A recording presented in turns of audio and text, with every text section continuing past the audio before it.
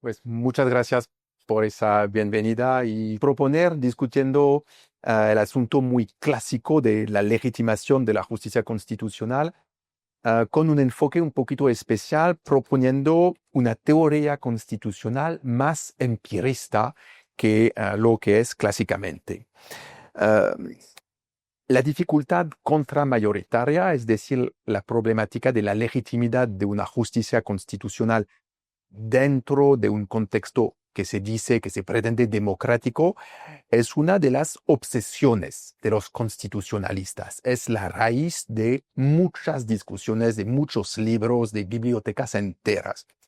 El primero que la ha exprimido de manera muy clara fue Alexander Bickel.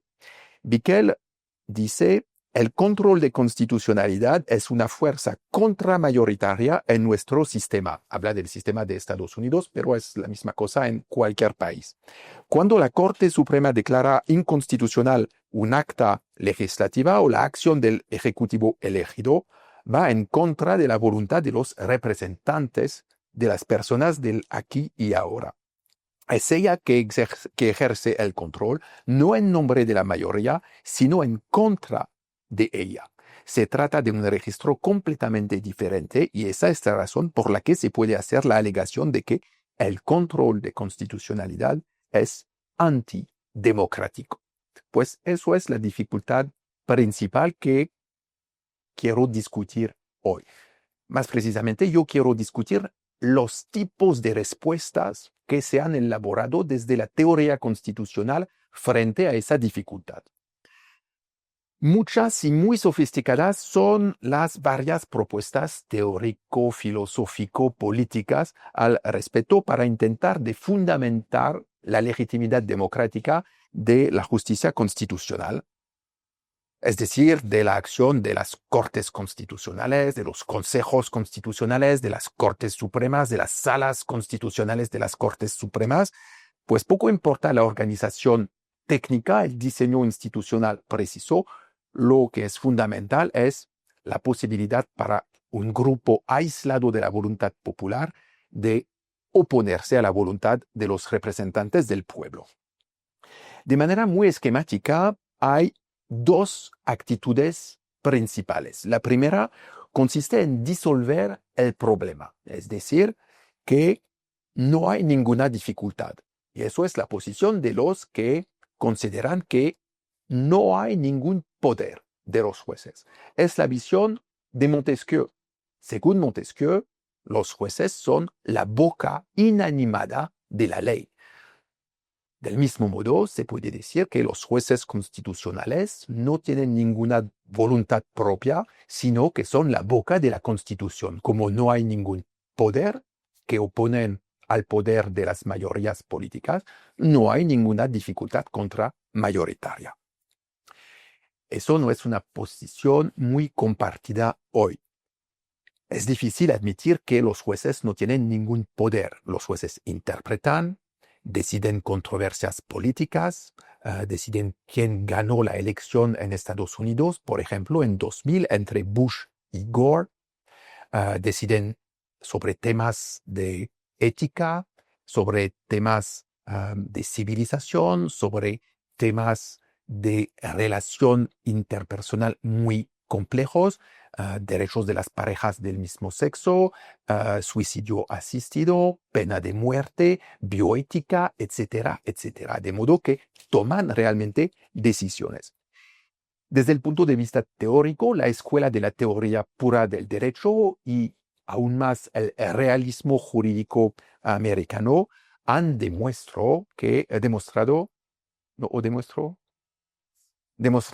que los jueces sí tienen un poder, de modo que cuando deciden algo en contra de la voluntad del Parlamento, realmente hay un choque de poderes y hay una dificultad contramayoritaria. Sin embargo, sigue existiendo esa ilusión de la ausencia del poder de los jueces. Tomo un ejemplo del juez Owen Roberts de la Corte Suprema de Estados Unidos. Dice Roberts en un fallo de la Corte: no debería haber el menor malentendido sobre la función de esta Corte en un caso de control de constitucionalidad.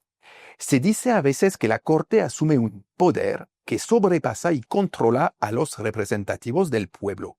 Eso, según Roberts, es una confusión.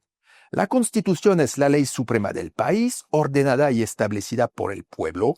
Toda legislación debe conformarse a los principios que ha establecido. Cuando un acto del Congreso es apropiadamente desafiado en las Cortes como no conforme a la Constitución, la rama judicial del gobierno tiene solo un deber: poner el artículo de la Constitución invocado al lado del artículo del estatuto que es desafiado y decidir si hay una contradicción entre los dos. Todo lo que hace la Corte y puede hacer es anunciar su juicio sobre la cuestión. De modo que no hay ningún poder, sino la comparación mecánica de dos textos. Esa posición sigue siendo utilizada y, aun si no es abiertamente reivindicada, es frecuentemente subyacente al discurso de los que practican el derecho. Puede ser primero la voluntad mistificadora y engañosa para disimular el poder, el verdadero poder de los jueces.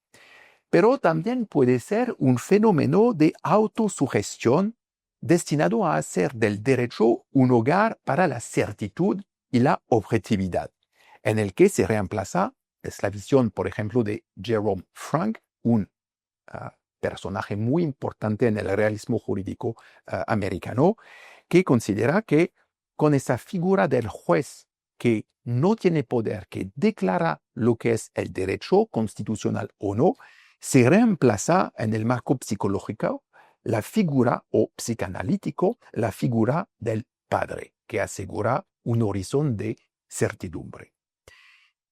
Una explicación diferente puede surgir que los juristas y los jueces tienen un interés común en jugar el juego del lenguaje del derecho y someterse a ese juego compartido. La construcción de una realidad coherente y regular contribuye a la eficacia global del sistema de control social que es el derecho.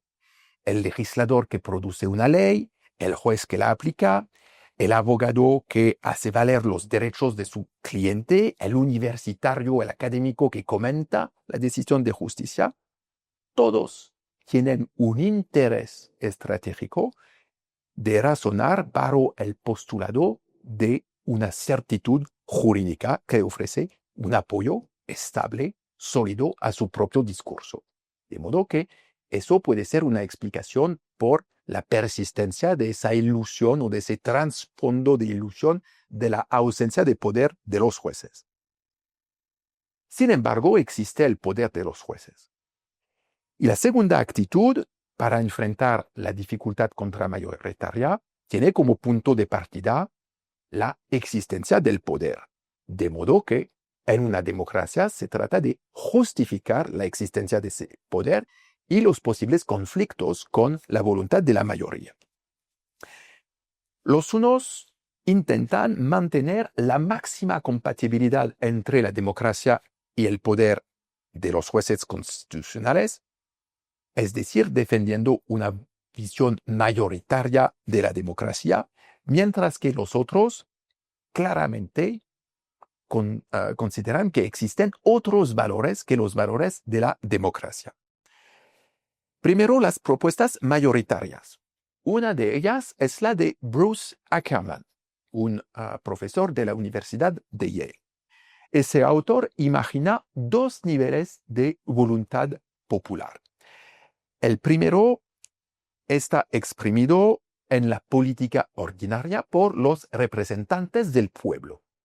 El segundo nivel de voluntad general se expresa de manera excepcional en momentos constitucionales especiales y es la expresión de la voluntad del pueblo mismo y no de sus representantes.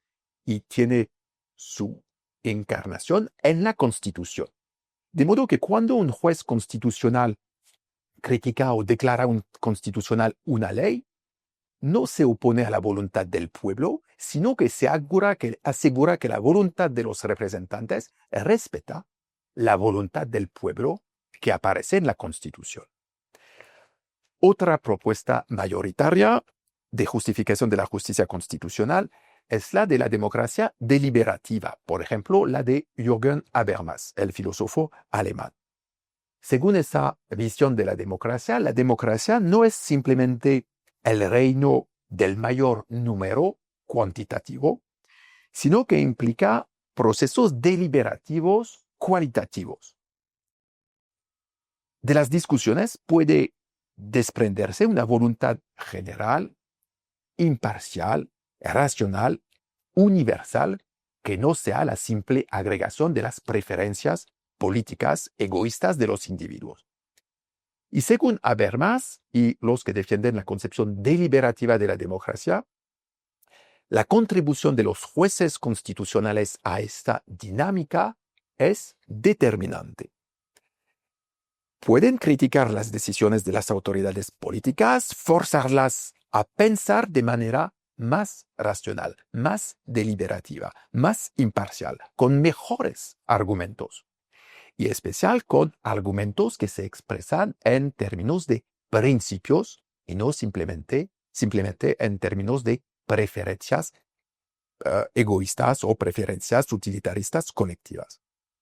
Además, los jueces son funcionalmente acostumbrados a la deliberación imparcial pro et contra y a una decisión justificada, de modo que su contribución dentro de un espectro de instituciones democráticas es mejorar la calidad de la deliberación democrática, de modo que no hay ninguna incompatibilidad entre la intervención de los jueces constitucionales y la voluntad del pueblo.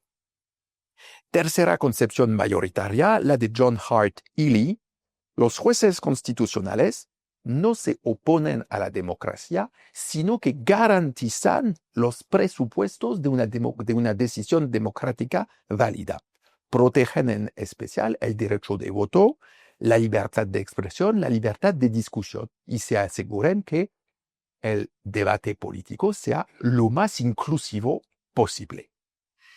Eso es la participation-oriented, a representation-reinforcing approach to judicial review propuesta por Ely. El juez no hace prevalecer valores particulares, sino que garantiza la calidad de los procesos políticos democráticos. Otra tendencia intenta justificar la intervención de los jueces constitucionales de manera antimayoritaria, es decir, que aceptan la importancia y el valor ético-político de la democracia, pero consideran que también existen otros valores que compiten con el valor democrático. Una primera estrategia consiste en decir que los jueces limitan por seguro el poder de las mayorías en nombre de otros valores para evitar lo que John Stuart Mill presenta como la tiranía de la mayoría. La tiranía de la mayoría no es la tiranía de un dictador, no es la tiranía de un pequeño grupo, pero según sus autores sigue siendo una tiranía y de ese modo políticamente es algo que es problemático. También Kelsen considera que una de las contribuciones de la justicia constitucional a la gobernanza política, a la gobernanza democrática, es que favorece el compromiso e impide que una mayoría sea todopoderosa. Según Kelsen, no es la buena definición de la democracia. Otra versión contramayoritaria es la promovida, por ejemplo, por Cicerón o por Alexis de Tocqueville, y consiste en afirmar que la intervención de los jueces constitucionales permite garantizar los derechos fundamentales y debemos tener en una sociedad política bien organizada valores que están excluidos del debate mayoritario, valores más importantes que lo que pueda decidir una mayoría política puramente coyuntural. Mi ambición hoy no es valorar precisamente las ventajas y los inconvenientes de cada una de esas propuestas. Me parece, para decirlo de manera muy clara, muy acertado la conclusión de Carlos Ninos, según el que, a pesar de todos los esfuerzos de numerosos teóricos del derecho, de pensadores brillantes, hombres políticos, juristas, filósofos políticos, me parece que, como dice Nino, no obstante su posición crucial en la definición de la democracia constitucional, la justificación del control de constitucionalidad queda relativamente misteriosa. Esa pregunta que surge de la política y de la moral, en ningún caso de una argumentación puramente científica, depende de la norma de justicia a medida de la cual cada uno pretende responder. Y no parece susceptible de recibir una respuesta de naturaleza conceptual que establezca necesariamente en cada circunstancia en toda hipótesis, la legitimidad o la ilegitimidad del control de constitucionalidad. También comparto la opinión de Francisco Rubio Llorente, según el que todas esas construcciones teóricas no han acertado hasta el presente a explicar por qué, en el terreno de los hechos, la amenaza de las mayorías, la fragilidad de la ley como garantía de los derechos fundamentales y la necesidad de atribuir a los jueces funciones que exceden de su cometido tradicional, se imponen hoy en nuestros estados constitucionales. Tampoco, añade Rubio Llorente, han logrado teorizar de modo satisfactorio la legitimidad de ese poder judicial sobre la representación política. Pues lo que quiero hacer, mi intención hoy, es expresar una forma de crítica transversal a todas las propuestas que he revisado. Una crítica a la manera en la que se organiza tradicionalmente el debate sobre la legitimidad de la justicia constitucional.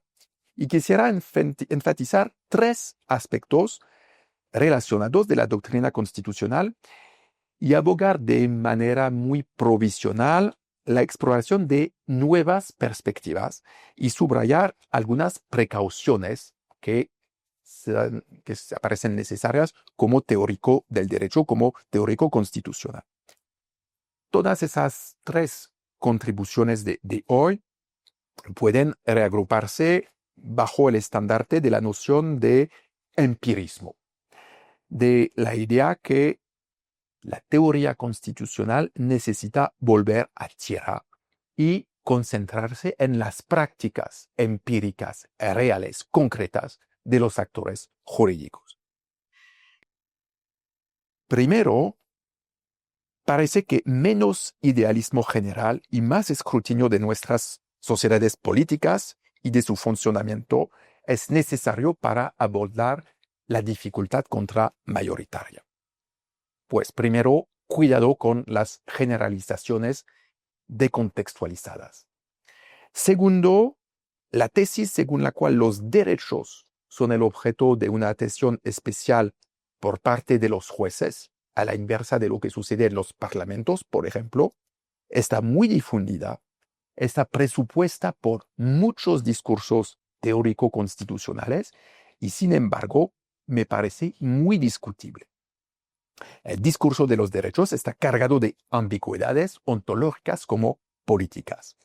Pues es necesario elucidar con ese tema de los derechos una parte de la ideología de nuestros sistemas constitucionales. Y tercero, para terminar, es necesario insistir en las especificidades de las Cortes en el trato ventajoso de intereses fundamentales, sociales fundamentales.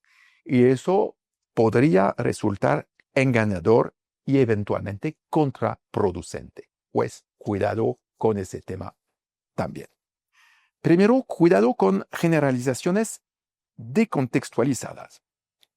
Frecuentemente en la literatura se percibe que los autores que elogian a las Cortes por ser los únicos, mejores fuera de principios, es la expresión de Dworkin, especialmente cuando se las compara a la debilidad, a las escasas cualidades pretendidas de las autoridades políticas, cuenta con una fuerte dosis de idealización. Hay una forma de optimismo y pesimismo selectivo que resulta en lo que se llama falacia de asimetría. Es decir, que un lado del objeto comparado se retrata de la manera más desfavorable posible, son los parlamentos, la mediocridad política, mientras que el otro lado es retratado de manera más favorable, los jueces como fuera de principios. Del punto de vista puramente abstracto, puramente filosófico, teórico, no me parece que haya la menor razón para considerar a priori que la hipótesis de los mejores jueces deliberando en las mejores cortes constitucionales sería muy diferente de la hipótesis de los mejores legisladores debatiendo y tomando decisiones en las mejores cámaras de diputados o los mejores senados. Me parece que desde el punto de vista empírico se debe rechazar una división tan nítida entre buenos jueces constitucionales y malos parlamentos. Por ejemplo, Bickel dice, es representativo de esa tendencia que yo critico, cortes poseen ciertas capacidades para tratar con asuntos de principios que legislaturas y ejecutivos no tienen. Jueces disponen de tiempo libre, entrenamiento y un aislamiento siguiendo las maneras del erudito persiguiendo los fines del gobierno. No me parece acertada una afirmación de ese tipo, o me parece que ignora la práctica concreta de nuestros estados constitucionales. Varios de los más famosos jueces constitucionales atestan la porosidad empírica entre el mundo de la política, el malo, y el mundo del derecho de la jurisdicción, el bien. Pensamos en John Marshall. Marshall era un abogado, era secretario de Estado, era un hombre político y fue presidente de la Corte Suprema de Estados Unidos durante más de 30 años y fue uno de los mejores, de los más grandes jueces constitucionales de toda la historia del constitucionalismo. Pero era un político inicialmente. Lo mismo sucede con Charles Evans Hughes en Estados Unidos, con William Howard Taft, miembro presidente de la Corte Suprema y presidente de Estados Unidos en su momento. Lo mismo sucede en Italia, Enrico de Nicola, en la Corte Constitucional y autoridad política mayor. Lo mismo sucede en Francia. Robert Badinter, uno de los presidentes más famosos del Consejo Constitucional, era ministro de la Justicia y después fue senador, después de su mandato como presidente del Consejo Constitucional. Pues presentar la jurisdicción como el mundo, el espacio de los principios, de los derechos, de los valores fundamentales, mientras que la política, las asambleas políticas, los ministerios serían el espacio de los intereses, de las preocupaciones estrechamente materiales, resulta engañoso. Hay muy buenos jueces constitucionales, muy malos miembros de asambleas legislativas, pero existen también las situaciones opuestas. Puedo mencionar unos ejemplos. Por ejemplo, Giuseppe Branca, presidente de la Corte Constitucional italiana, ha admitido haber intercambiado o comprado el voto de uno de los miembros de su corte por una colección de estampillas. También se puede mencionar a James McReynolds en la Corte Suprema de Estados Unidos, al que su antisemitismo extremo le impedía estrechar la mano de Louis Brandeis, el grande juez de la Corte Suprema de Estados Unidos, o de Benjamin Cardoso, también uno de los mayores miembros de la Corte Suprema de Estados Unidos. También si se estudia el funcionamiento interno de las Cortes Supremas o de las Cortes Constitucionales, se demuestra que las legislaturas no pueden pretender tener un monopolio sobre la compra de votos, sobre el regateo, sobre el clientelismo. Los estudios, por ejemplo, The Brethren en Estados Unidos, o el libro de una miembro del Consejo Constitucional que era socióloga y fue miembro del Consejo Constitucional. El libro se titula Una socióloga en el Consejo Constitucional. Expone cómo hay negociaciones dentro de las Cortes Constitucionales. De manera muy general, los miembros de las Cortes Supremas o Cortes Constitucionales y los miembros de las asambleas políticas forman parte de la misma alianza dominante nacional, como dice Robert Dahl en relación a la Corte Suprema de Estados Unidos, pero es algo generalizado. Forman parte de la misma coalición económica, social, intelectual, de modo que hay dudas sobre una oposición absoluta entre las perspectivas de los unos y las perspectivas de los otros. También, sin lugar a dudas, hay varias decisiones tomadas por jueces constitucionales que representan en la trayectoria del constitucionalismo contemporáneo buenos ejemplos de buenas cortes constitucionales, contribuyendo al avance de los derechos fundamentales. Se piensa, por ejemplo, en Brown versus Board of Education en Estados Unidos, que declaró inconstitucional la política de segregación racial. Se piensa, por ejemplo, en el caso Makwanian en África del Sur, en el que la Corte Constitucional declaró inconstitucional, incompatible con el nuevo proyecto constitucional, la pena de muerte. Se piensa en el caso Grootboom, también en África del Sur, en el que se consagraron derechos fundamentales de segunda generación, el derecho a la vivienda. Se trata también en África del Sur del caso Treatment Action Campaign, en el que se desarrolló el derecho fundamental a la salud. Son buenas decisiones, pero no pueden conducirnos a olvidar malas decisiones de las Cortes Constitucionales. Yo puedo mencionar ejemplos clásicos. Dred Scott, que básicamente declaró la constitucionalidad de la esclavitud en Estados Unidos. Lochner versus New York, también en Estados Unidos, que declaró la inconstitucionalidad de una ley que limitaba la duración del día de trabajo. Korematsu, en Estados Unidos también, que declaró la constitucionalidad de una política racista de confinamiento de los ciudadanos de Estados Unidos de ascendencia japonés. Bowers versus Hardwick, rechazando una declaración de inconstitucionalidad de la criminalización de la homosexualidad.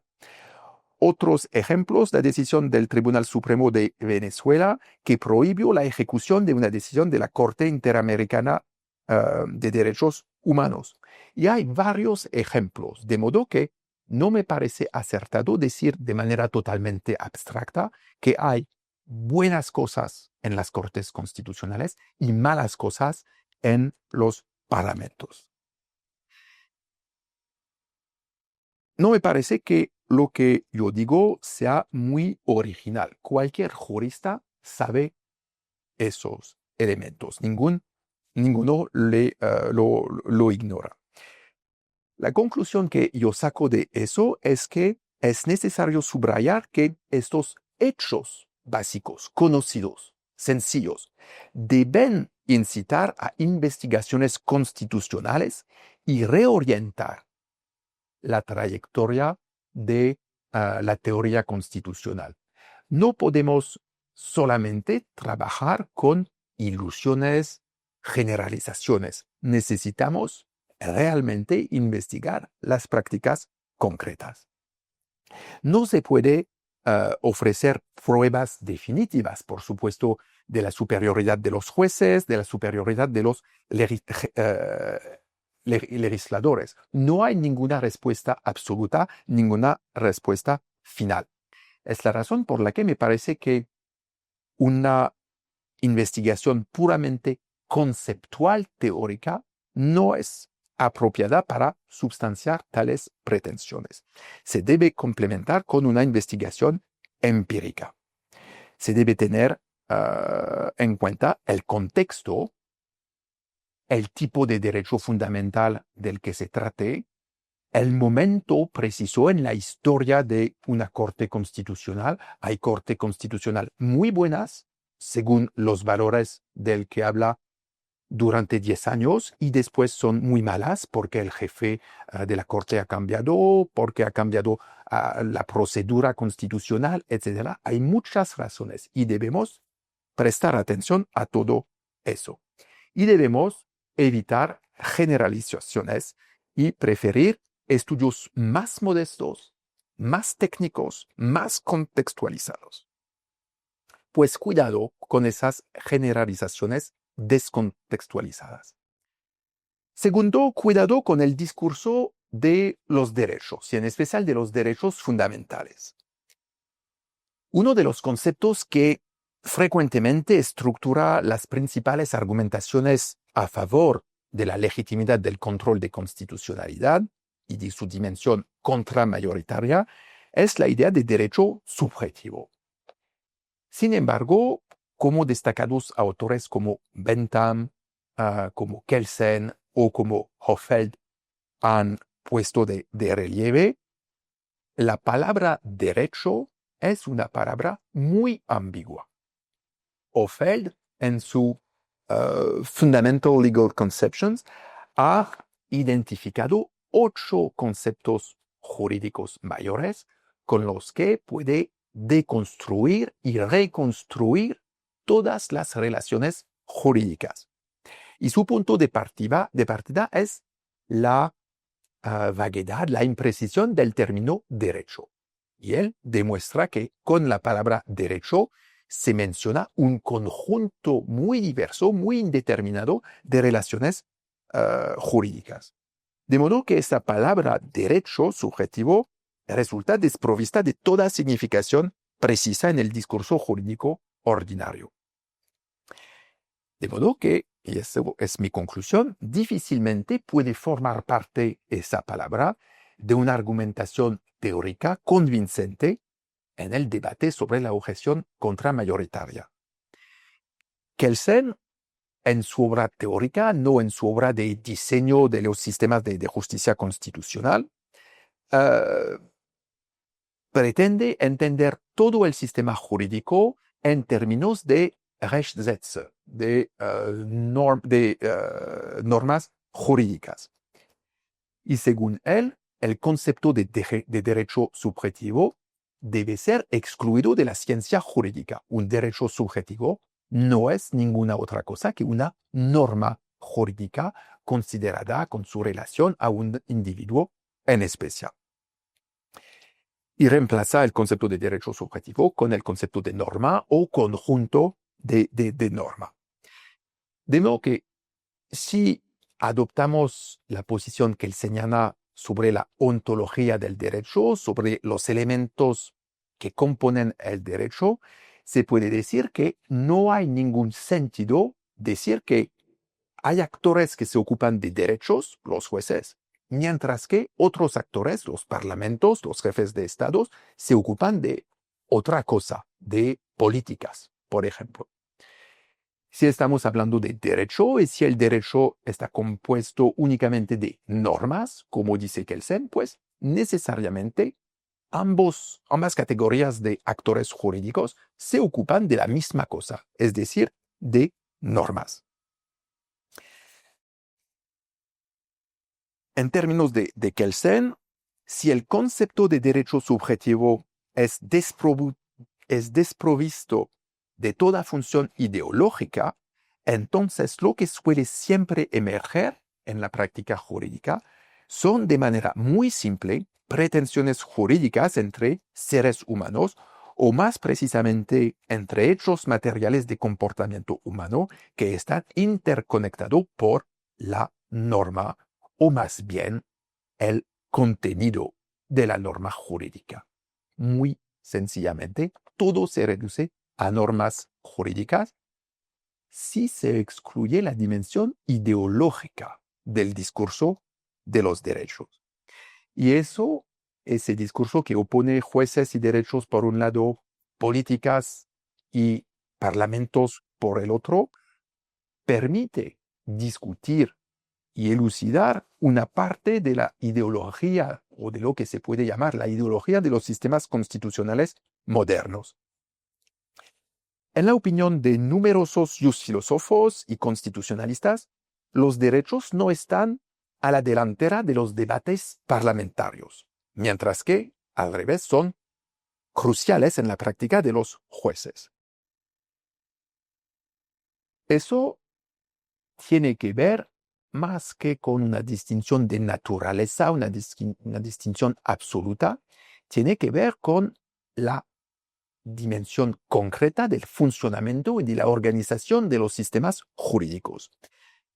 Simplemente, tradicionalmente, problemas jurídicos solo pueden ser sometidos a los jueces cuando se cumple con unas condiciones procesales de admisibilidad, capacidad para actuar, legitimación procesal, plazo, relevancia, en el contencioso constitucional non manifesta infondatezza, en Italia, por ejemplo, ripeness and mootness, en el derecho procesal constitucional de Estados Unidos, de modo que los litigantes deben frecuentemente probar que cuentan con un fundamento jurídico, con un interés.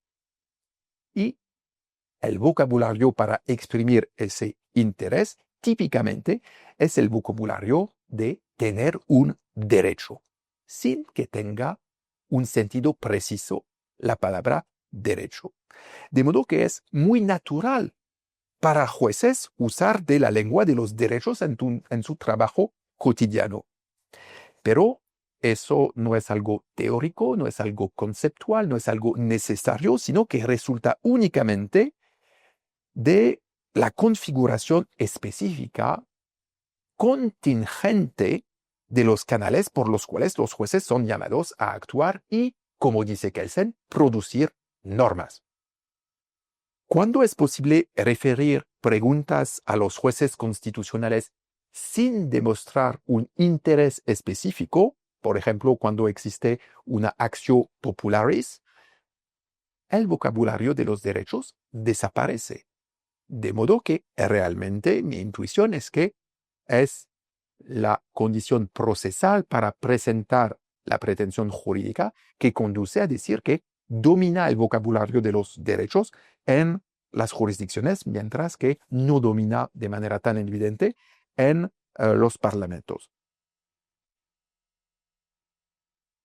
Además, los legisladores que tienen que hablar por toda la comunidad y no solo para los litigantes individuales, característicamente tienden a usar de términos más colectivos que los términos de derecho subjetivo. Sin embargo, si se intenta probar esas representaciones tradicionales de los jueces por un lado, los legisladores por el otro, ante datos empíricos, aparece que la distinción no es tan evidente. Por supuesto, en su actividad habitual no es raro que las legislaturas deban debatir de manera muy detallada de su acción con derechos. Por ejemplo, la última enmienda constitucional que se adoptó en Francia, adoptada por el Parlamento, por la Asamblea Nacional, por el Senado y después por la reunión de las dos asambleas en el Congreso, fue un debate a propósito del aborto y de la consagración del aborto en la Constitución. Y la discusión fue una discusión a propósito de si se tenía que usar el término libertad de aborto o derecho al aborto.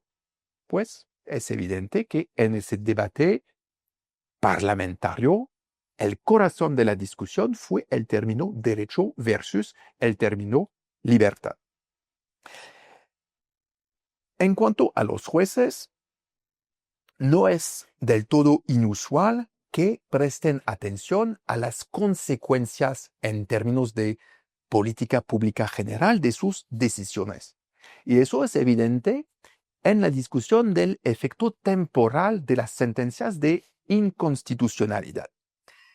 Mauro Capelletti, el famoso estudioso del derecho procesal constitucional comparado, ha identificado dos sistemas mayores de efectos temporales de los jueces.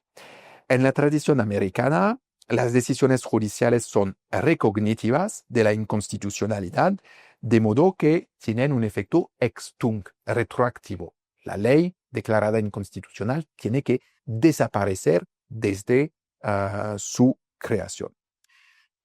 El contrario sucede en el modelo austriaco, que es un modelo en el que la declaración de inconstitucionalidad solamente produce sus efectos después de la decisión del tribunal, de modo que solamente tiene un efecto ex nunc para el futuro.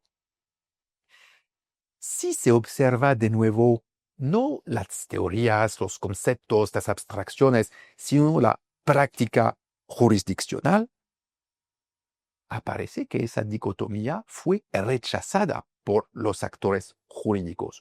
No hay ninguna corte constitucional, ninguna corte suprema que es absolutamente partidaria del efecto ex nunc o del efecto ex nunc. Hay combinaciones y se añade el efecto pro futuro. Por ejemplo, si una corte constitucional declara inconstitucional una ley muy antigua, habrá problemas. Esa ley quizá fue la base de un montón de contratos o de impuestos o de relaciones y de transacciones jurídicas. Si se cancela esa ley adoptada, digamos, 60 años atrás, se debe destruir 60 años de historia del sistema jurídico y recomponer, reconstruir 60 años de relaciones jurídicas, de negocios jurídicos. Frecuentemente, por razón de seguridad jurídica, los jueces no toman ese tipo de decisión y van a justificar la preservación de los efectos pasados de una norma inconstitucional. Al revés, en materias de derecho penal, imaginemos que estamos en un estado que tradicionalmente, teóricamente, prefiere el efecto ex nunc, es decir, solamente el efecto para el futuro. Si una ley penal se declara inconstitucional hoy, es decir, que no podrá ser aplicada en el futuro, pero debe ser aplicada a todas las personas que fueron condenadas en la base de esa legislación inconstitucional. Evidentemente es algo chocante, problemático, de modo que frecuentemente se admite una retroactividad de la declaración de inconstitucional, o al menos se abre una posibilidad para que los casos de todas las personas condenadas en base a una ley hoy declarada inconstitucional sean examinadas de nuevo. Y se añade el efecto pro futuro que permite a una Corte Constitucional declarar una ley inconstitucional hoy, pero decidir que durante unos meses esa ley se aplicará antes de que el Parlamento adopte una nueva regulación, una nueva reglamentación. Y eso por razones de seguridad jurídica, la seguridad jurídica siendo frecuentemente un valor constitucional. De modo que cuando se decide sobre la constitucionalidad de cualquier acto jurídico, también se debe tomar en cuenta. Eso me conduce a decir que los jueces constitucionales, como los políticos, toman en cuenta las consecuencias de sus decisiones. No razonan de manera absoluta en términos de derecho, no derecho, sí o no, sino que toman en cuenta lo que básicamente los políticos toman en cuenta. Las consideraciones consecuencialistas no son la propiedad de los legisladores, de los jefes de Estado, sino que son una preocupación compartida de todos los actores jurídicos. En fin, se debe tener presente que el discurso de los derechos puede ser percibido, además de como una manera de proteger de manera eficaz los intereses básicos de los individuos y de los grupos, como una herramienta que permite fortalecer el poder de los actores jurídicos y en especial de los jueces constitucionales. Eso lo puso de relieve Georges Vedel, un profesor de Derecho, decano de la Universidad de París, que fue también miembro del Consejo Constitucional.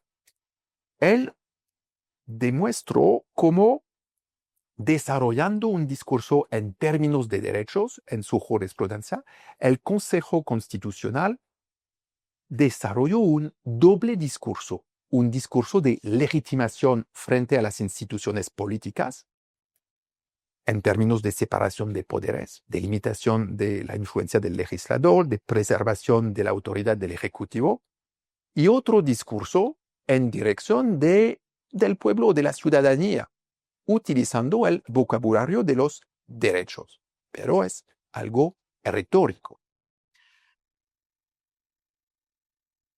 En una visión pragmatista, también se necesita insistir, como dice Kelsen, en el hecho de que si se desarrolla el discurso de los derechos, eso no tiene que ver con un cambio en la materialidad del derecho, que queda compuesto de normas jurídicas, sino en la ideología.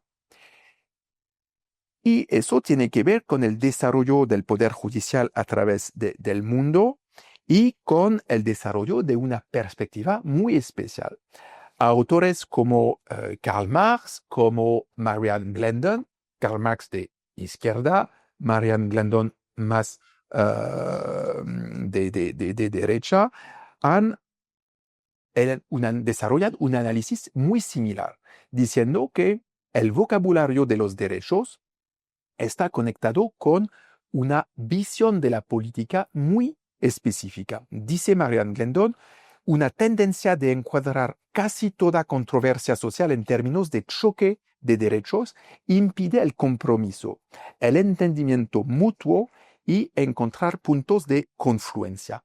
También Bentham, mucho atrás, había demostrado que la palabra derechos conduce a más conflictos sociales, conduce a un absolutismo de pretensiones. Y según Glendon o según Marx, fortalece el individualismo y hace perder la visión de un proyecto político común. Yo tengo mi derecho fundamental, no puedo renunciar a ese derecho fundamental. Tú tienes tu derecho fundamental, no hay ninguna manera para nosotros de discutir.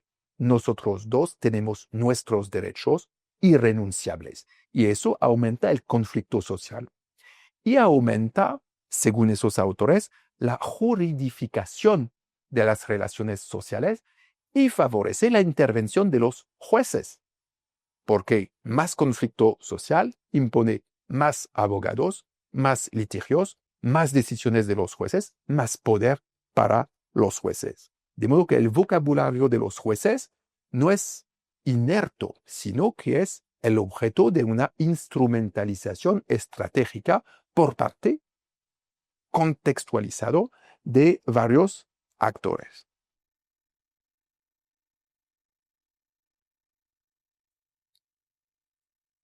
De modo que no es en absoluto una evidencia que los jueces sean más aptos que los legisladores para promover derechos o para promover las demandas sociales representadas por el derecho. La utilización de ese lenguaje jurídico para encuadrar el cambio, el progreso, la reforma humana, política, económica, social, no es neutral, sino que es necesariamente subordinada a una clase social específica. Fue algo que Bentham criticó de manera muy severa, demostrando cómo el lenguaje jurídico favorece una corporación, en especial en la Inglaterra del siglo XVIII. Pues cuando intentamos concretamente entender y analizar la maquinaria del derecho, es crucial percibir cómo el aparato ideológico del derecho conduce a una forma de control social de la que el uso de la palabra derecho es una herramienta central. Pues cuidado con el vocabulario de los derechos y la pretensión según la que hay unos actores que se encargan de los derechos mientras que los otros no. Para terminar, cuidado con la esperanza en los filósofos reyes o los reyes filósofos. En un nombre importante de teorías o de escritos que intentan subrayar las especificidades y las cualidades de las argumentaciones jurídicas en el poder judicial y no en el poder de las asambleas legislativas, frecuentemente se han expresado opiniones muy radicales. Por ejemplo, la de John Rawls. John Rawls describe a los jueces como la encarnación de la razón pública y escribe lo siguiente. La lógica pública es la única lógica que la Corte ejerce. Es la única rama del gobierno que es visiblemente una creación de la razón y de la razón sola. Ciudadanos y legisladores pueden votar sus visiones de manera más perceptible cuando no están a juego los elementos esenciales, constitucionales y los principios básicos de justicia. No necesitan justificar, a contrario de las Cortes, por medio de la razón pública, los motivos por los que votan como lo hacen, ni deben justificar la consistencia de sus fundamentos ni adaptarlos a una visión constitucional coherente. Pues la oposición es muy radical entre el campo de lo jurídico, de la Corte, y el campo de lo político, de los ciudadanos y de los parlamentos. No me parece convincente. El hecho de que los jueces están obligados de motivar sus decisiones, primero, no es algo necesario. En la historia de la humanidad hubo casos de cortes en los que no se justificaba las decisiones. En Francia, por ejemplo, fue muy reciente la obligación para los tribunales criminales de justificar su decisión. Porque la idea era que expresaban la soberanía nacional por causa de la presencia del jurado y no era necesario pedir al pueblo mismo que se justifique. Ahora ha cambiado, pero es una decisión de diseño institucional, es una decisión política, es una decisión ética, no es algo necesario conceptualmente. Segundo,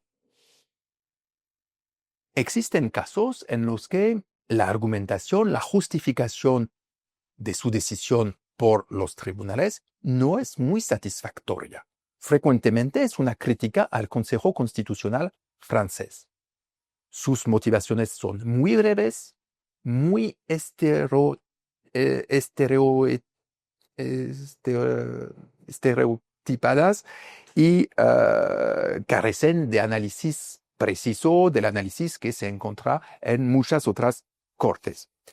De otro modo, se puede dudar, por ejemplo, en Brasil hay una procedura de deliberación muy transparente en la televisión y se ve los jueces discutiendo. Según los especialistas, eso no resulta en una deliberación que ejemplifica la razón pública de los tribunales, sino que tenemos 11 miembros del Tribunal Supremo, cada uno de los cuales expone su visión, su análisis, preparada con sus asistentes, pero de manera aislada. Yo menciono una decisión de la Corte Suprema de Estados Unidos aparentemente la encarnación de la razón pública según Rawls, County of Allegheny versus Aklu. En la nota analítica se expresa lo siguiente. Blackmun anunció el juicio de la Corte y dio la opinión de la Corte a propósito de las partes 3A, 4 y 5, en los que los jueces Brennan, Marshall, Stevens y O'Connor se sumaron. Y también anunció una opinión con respecto a las partes 1 y 2, a las que Stevens y O'Connor se sumaron. Anunció una opinión a propósito de la parte 3B, a la que Stevens se sumó, y una opinión a propósito de la parte 7, en la que O'Connor se sumó, y etcétera, etcétera. Y vemos que cada juez ha adoptado tal apartado de la decisión o tal subapartado de la decisión, concurriendo con los otros en otra parte de la decisión, etcétera, etcétera. No veo muy bien qué ejemplo de razón práctica, de encarnación de la razón pública, puede aparecer en una motivación tan incomprensible. Esa representación de los tribunales constitucionales como voz de la razón es indudablemente de suma importancia para entender partes de nuestras culturas constitucionales, a fin de entender de nuevo la ideología de nuestros sistemas constitucionales. Pero esta representación falta de credibilidad empírica, falta de credibilidad como justificación en el poder, en el plano moral o político. Siempre es falso que los jueces tengan un poder de divinación moral, ético, político, diferente de la mayoría de la gente y de la mayoría de la gente que componen las asambleas políticas. Como dijo Luther Martin antes la Convención de Filadelfia en Estados Unidos, no se puede seguir presumiendo que los jueces tienen un conocimiento de la raza humana y de los asuntos legislativos superior al del legislativo. También dice el filósofo Joseph Raz, no existe razón para suponer que una persona, una institución en particular, pueda pretender tener más conocimientos en principios básicos y abstractos de la moral. Y aún peor, es perfectamente posible que, según James Tyre, un jurista de Estados Unidos del fin del siglo XIX, el control de constitucionalidad, es decir, la intervención de los jueces, tenga consecuencias contraproducentes. Según Tyre, la presencia del control de constitucionalidad puede conducir los parlamentos a ignorar problemas de inconstitucionalidad y a decirse, puedo hacer lo que quiero, de todo modo, existe otra institución que verificará lo que yo he hecho. Y eso es muy paradójico porque el control de constitucionalidad se convierte en tanto más necesario que ya existe. No es un remedio al problema, sino la causa del problema, que es el poco interés de las asambleas políticas por cuestiones de principio. Y eso aparece, por ejemplo, cuando George Bush firmó el Bipartisan Campaign Reform Act de 2002. Declaró, algunas disposiciones de ese texto presentan dudas constitucionales serias. Tengo reservas sobre la constitucionalidad de la larga interdicción de la publicidad en materia político. Normalmente hubiera debido utilizar su derecho de veto. No. Lo que concluye Bush es lo siguiente: espero que los tribunales resolverán esas legítimas cuestiones jurídicas como lo exige el derecho. La consecuencia es que la pretendida o la supuesta ineptitud de los parlamentos en materias de derechos fundamentales, en materias de asuntos de mayor importancia, no debería ser tanto una causa o una justificación para la existencia de los jueces, sino el resultado de la existencia del control de constitucionalidad. También hay casos en los que los políticos se reposan sobre la intervención de los jueces para destruir lo que han decidido en la Asamblea. Sucedió, por ejemplo, recientemente en Francia, el Parlamento adopta cosas que son claramente inconstitucionales y el gobierno no se opone porque su cálculo es que es necesario dejar al Parlamento el placer de adoptar esas provisiones inconstitucionales porque si se opone el gobierno no conseguirá ninguna mayoría para adoptar su texto. No hay mucho problema para el gobierno porque sabe que el Consejo Constitucional cancelará las provisiones inconstitucionales. Sin embargo, condujo a muchas críticas al Parlamento porque adoptó, sabiéndolo, provisiones totalmente inconstitucionales y de manera mecánica el Consejo Constitucional ha declarado esas provisiones inconstitucionales. Y eso tiene como efecto que fortalece un discurso anti-jurisdicción constitucional porque dice que el Consejo Constitucional es político, impide a la mayoría del pueblo adoptar las medidas que le parecen necesarias, etcétera, etcétera. Eso me conduce a una última fuente de asombro. Es posible preguntarse de manera cruda y, digámoslo, provocativa, si el debate sobreabundante sobre la dificultad contramayoritaria y la justicia constitucional, sobre la legitimidad respectiva de los jueces y de las autoridades políticas para la protección de lo más fundamental, lo que nos importa, los derechos fundamentales, los valores políticos fundamentales, con su carácter cada vez más abstracto, más técnico, no estará progresivamente eclipsando el asunto más importante. Lo más importante desde el punto de vista de la teoría política, el asunto crucial, es el de la justicia de las instituciones. La justicia de un sistema social solo puede ser concebida con respecto a una teoría política específica, a una cultura política precisa, a un definido nivel de desarrollo económico, a una historia propia de una sociedad política, es decir, en definitiva, a un contexto empírico específico.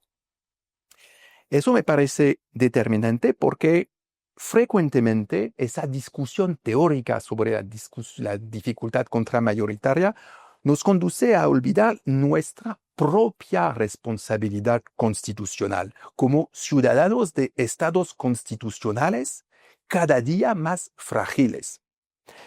Proteger los valores constitucionales es una responsabilidad compartida.